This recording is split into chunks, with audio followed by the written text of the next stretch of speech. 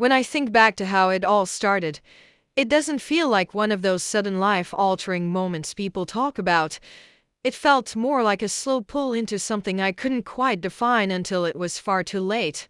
And the first time I saw the twins, I had no idea how complicated my life was about to become. It was the beginning of my second year at university, and unlike the first one, where everything felt overwhelming and disorganized, this time I was determined to have some control over my classes, my friendships, and my future.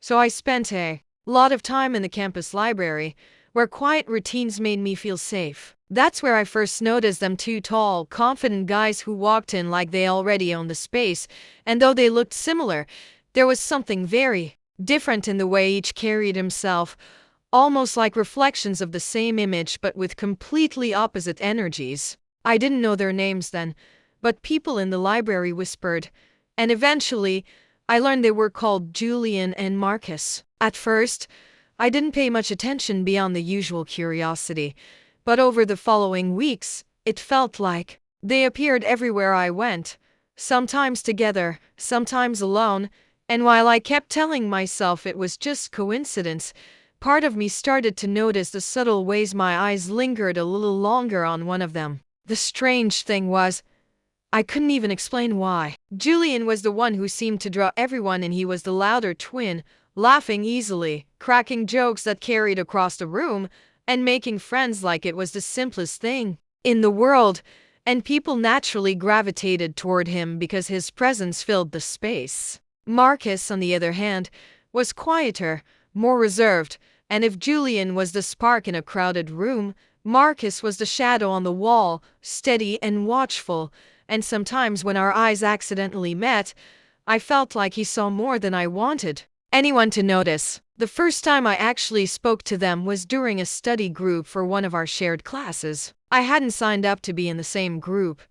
It just happened that way, and when the professor announced it, I remember feeling both nervous and oddly expectant, though I couldn't tell you why. Julian took the lead instantly, making jokes about how boring the assignment was going to be, while Marcus quietly took notes and organized the discussion. And though I found myself laughing at Julian's jokes along with everyone else, it was Marcus who asked me questions, small ones about what I thought of the material, and he listened to my answers in a way that felt strangely grounding. Still, when the group broke up that day and everyone was packing their things, it was Julian who leaned close with that easy smile and said, "We should hang out sometime. You seem more fun than this assignment." And before I could think too hard about it, I agreed. Over the next couple of weeks, I found myself drawn into Julian's orbit. He was magnetic in ways I didn't expect, full of energy, always knowing where the next interesting thing was happening, whether it was a small concert in the city or just a late-night run for pizza, and he had this way of making me feel like I was the center of his attention, even though I knew he probably said the same things to everyone else. I told myself I wasn't falling for him. I was just enjoying his company.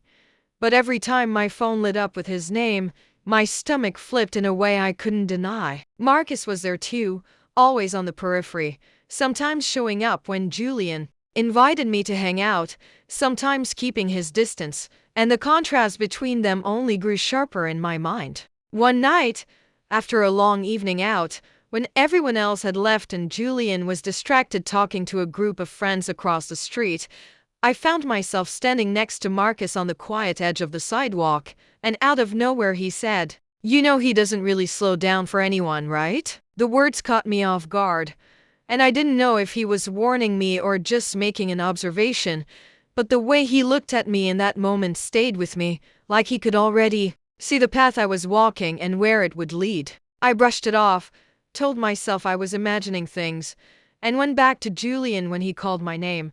But in the back of my mind, Marcus's words echoed. The thing is, when you're caught up in the excitement of someone like Julian, it's hard to listen to the quieter voice in your head, the one telling you to slow down and think. I didn't know it then, but Marcus wasn't just speaking in general. He knew something I wasn't ready to hear. And by the time I finally understood what he meant, it was already too late. because my feelings were tangled in ways I couldn't easily undo. And I wasn't sure if I was chasing the right twin at all. The more time I spent with Julian, the more I convinced myself that this was what I wanted. That being around someone so full of life meant my own world was expanding too. But deep down, I started noticing cracks in the picture. Moments where his charm didn't quite match his actions. Times when he forgot things I told him only days before or brushed off my feelings with a laugh that was just a little too careless. Still, I held on to the good parts, because when he focused on me, it felt like I was shining under a spotlight, and it was hard to give that up, even if it came with shadows I didn't want to admit were there. One Friday evening, he invited me to a party at a house off campus, the kind of chaotic, crowded gathering where music thudded against the walls and people spilled into every corner. And while I usually hated those kinds of places, I told myself it was fine because he wanted me there. Julian thrived in that environment, moving through the crowd like he belonged to everyone at once. And while I stood by the kitchen doorway trying not to look out of place, it was Marcus who appeared at my side, holding 2 cups of water and quietly pushing one toward me without a word. I hadn't even realized how thirsty I was until I took it.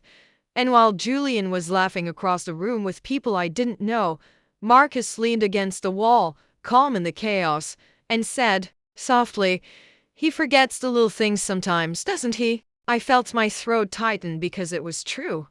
And I hated that Marcus could see it so clearly when I was trying so hard to pretend otherwise. I told him it didn't matter, that Julian was just busy, but the way Marcus looked at me made me feel like he wasn't convinced, and that unsettled me more than I wanted to admit. Later that night, when Julian finally came back to me, drunk on attention more than alcohol, he kissed me in front of everyone, loud and careless, like I was another part of the show he was putting on. And though my friends told me later how lucky I was, all I could think about was how different it felt from the quiet weight of Marcus's gaze only hours before. Over the next week, things grew more complicated. Julian was unpredictable. Sometimes he texted constantly, pulling me into his whirlwind, and other times he disappeared without explanation, leaving me staring at my phone and wondering what I had done wrong. Marcus, on the other hand, became the steady presence in the background, never pushing, never demanding, but always noticing when I seemed off balance. He'd ask me small questions, not about the parties or the noise, but about my classes, my writing, the things that actually mattered to me.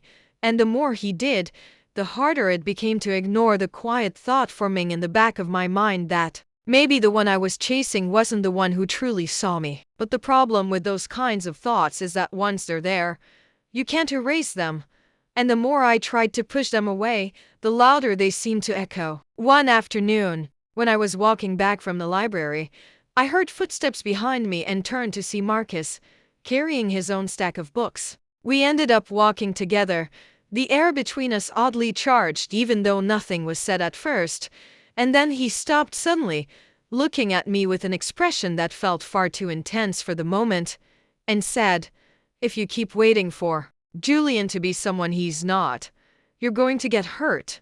My heart pounded so loudly in my chest I thought he might hear it, and for a moment I didn't know what to say, because part of me wanted to deny it and another part wanted to ask what he meant.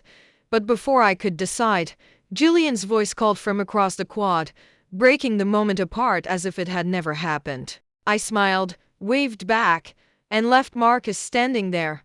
But all evening I couldn't stop thinking about his words, how certain he had sounded, and why it felt like he was speaking from something more than just observation. Something in his tone hinted at knowledge I didn't have, something he wasn't saying outright, and the curiosity that bloomed inside me was almost as strong as the guilt I felt for even thinking about him that way when I was supposed to be with his brother. I told myself I was imagining things, that Marcus was just protective in his own strange way, but deep down I knew that wasn't the whole truth. There was something I didn't understand, and the more I ignored it, the more I felt the ground shifting beneath me. Things didn't come crashing down all at once.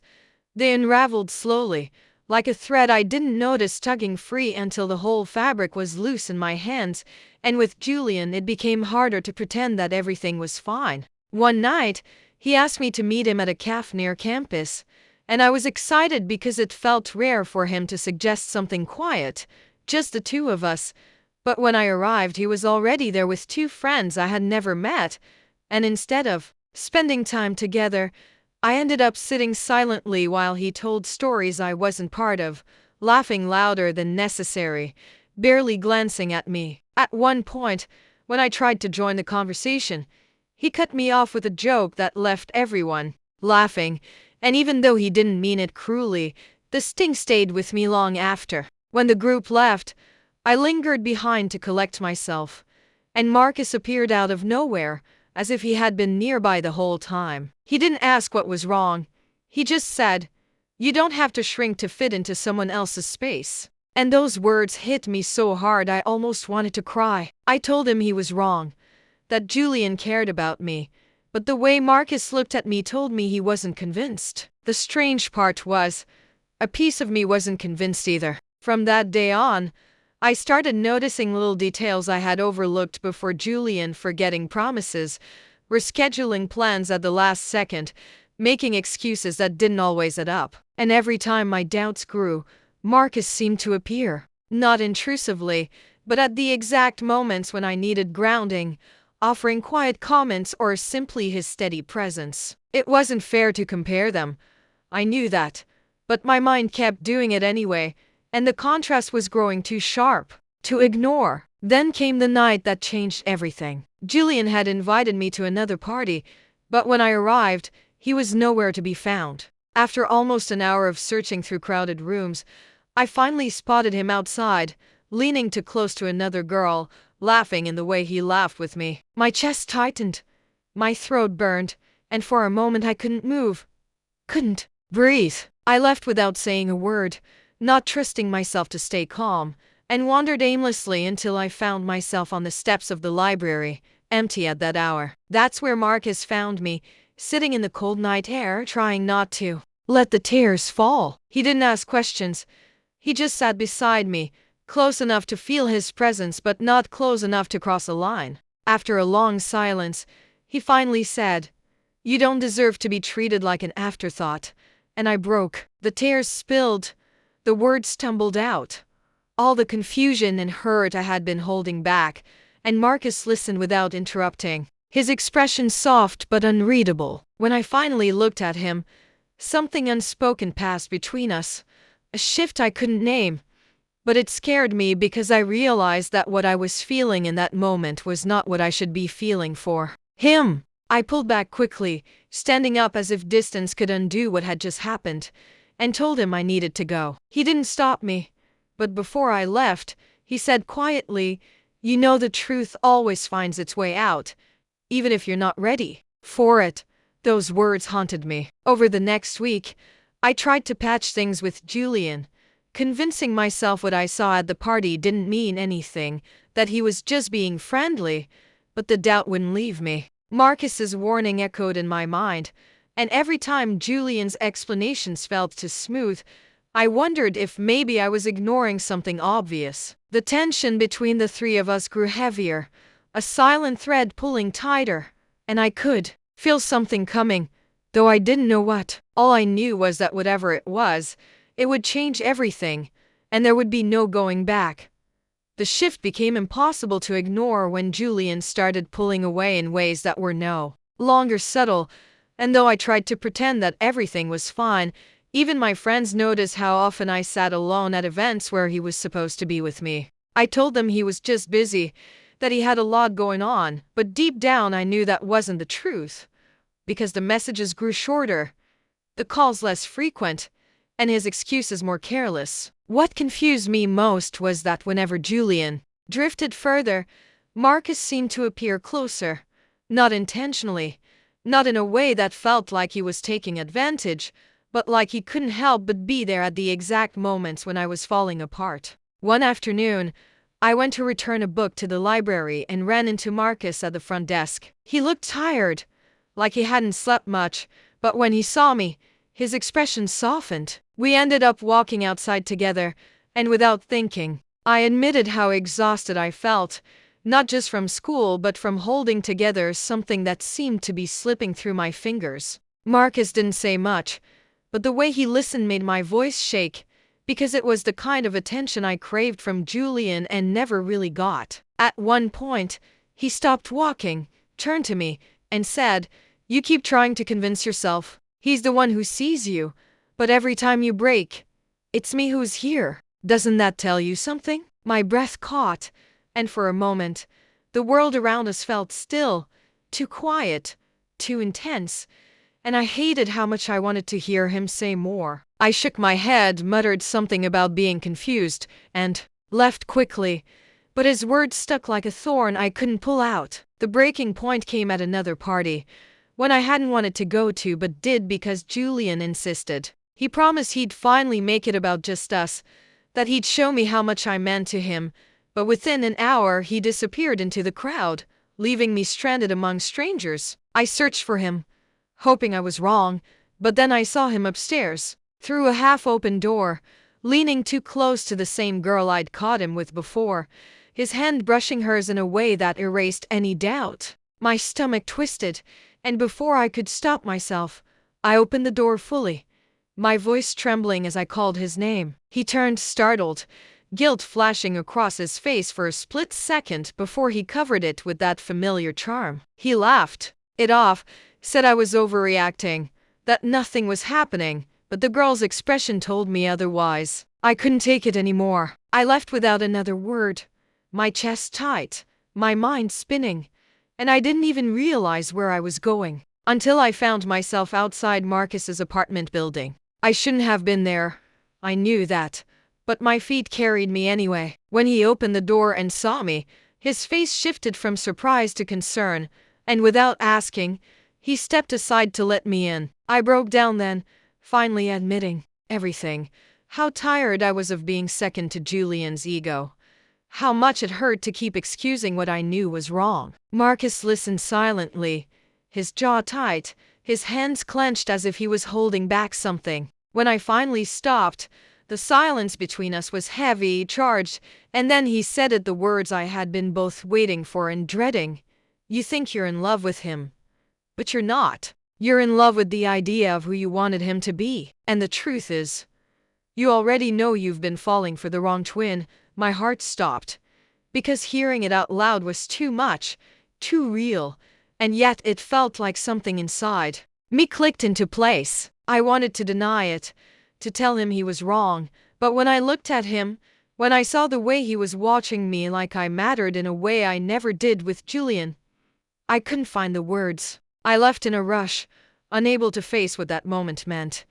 But as I walked back to my dorm, I realized the choice I thought I had was no longer simple. The truth was unraveling, and no matter how hard I tried to hold on, I couldn't escape the feeling that everything I thought I wanted was about to collapse.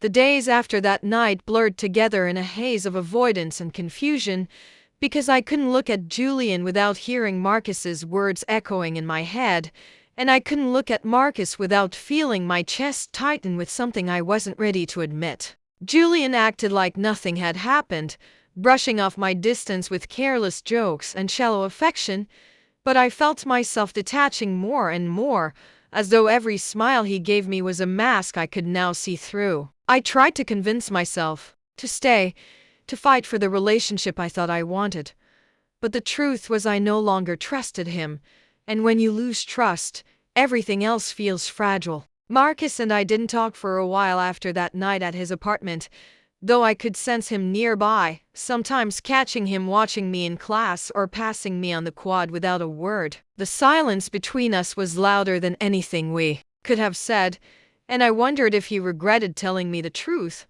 or if he was waiting for me to finally face it. The breaking point came on a rainy evening when Julian showed up outside my dorm, soaked from the storm, demanding that we talk. He pulled me into the hallway, insisting that I was being unfair, that he had done nothing wrong, that I was imagining things because of stress. His words stumbled out too fast, excuses stacked on top of excuses, And I realized in that moment that he wasn't apologizing, he was defending himself, protecting his ego rather than my heart. When I asked him directly about the girl at the party, his eyes flickered just long enough to confirm what I already knew. And before he could spin another story, I told him it was over. His face shifted from shock to anger to forced indifference, and he muttered something about how I'd regret choosing against him before storming off into the rain. My hands shook as I closed the door behind him, but instead of relief, I felt an aching emptiness, like I had torn something out of myself. That night, I couldn't sleep, because every time I closed my eyes, I saw Marcus's face, the weight of his words, the quiet way he had been there when Julian wasn't. And yet, even as the truth pressed harder against me, I was terrified, because falling for Marcus didn't just feel complicated, it felt dangerous, like a betrayal that could ruin everything. A few days later, I ran into him outside the library. The rain had stopped, but the air was still heavy, and when our eyes met, something in me gave way. We walked together in silence until he finally asked, "Did you end things with him?"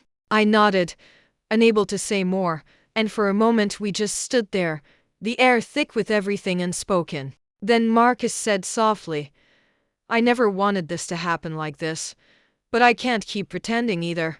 His voice trembled, and before I could process what he meant, he added, "I've been in love with you from the beginning."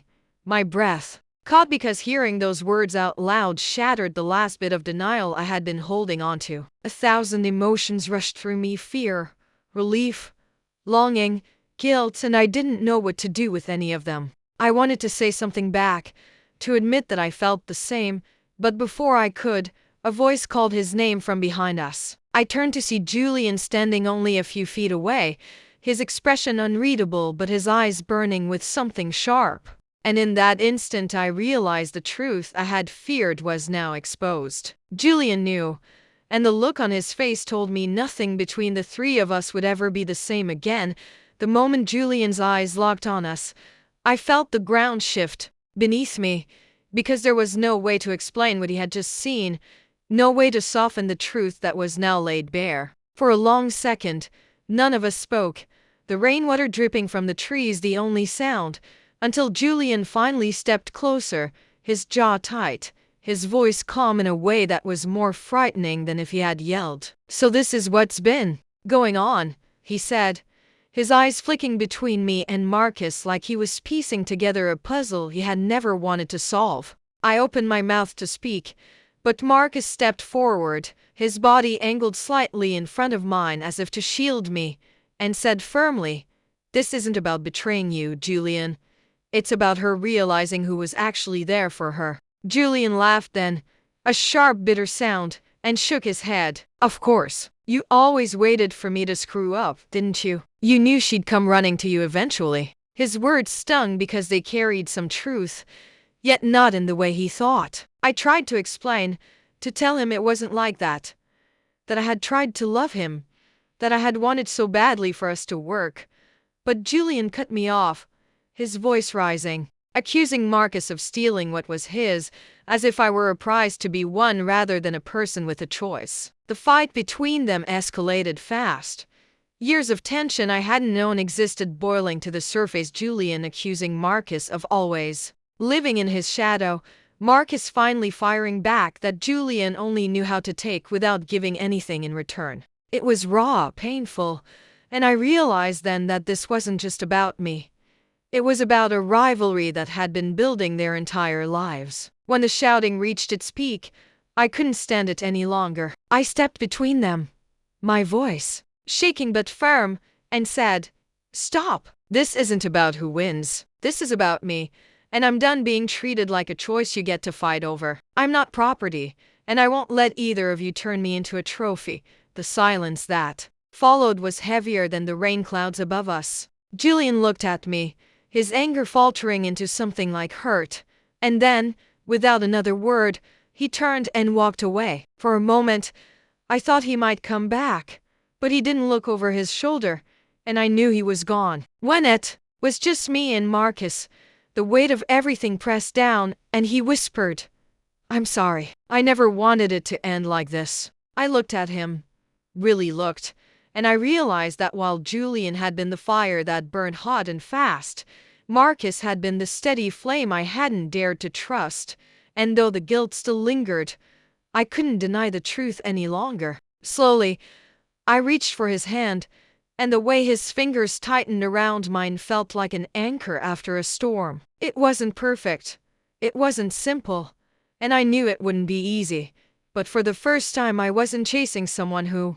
only saw what they wanted. I was choosing someone who saw me. Later, when I was alone, I thought about the irony of it all, how I had fallen so hard for the wrong twin only to realize that maybe the wrong one had led me to the right one, and though the story didn't begin the way I expected, I knew it was only just beginning.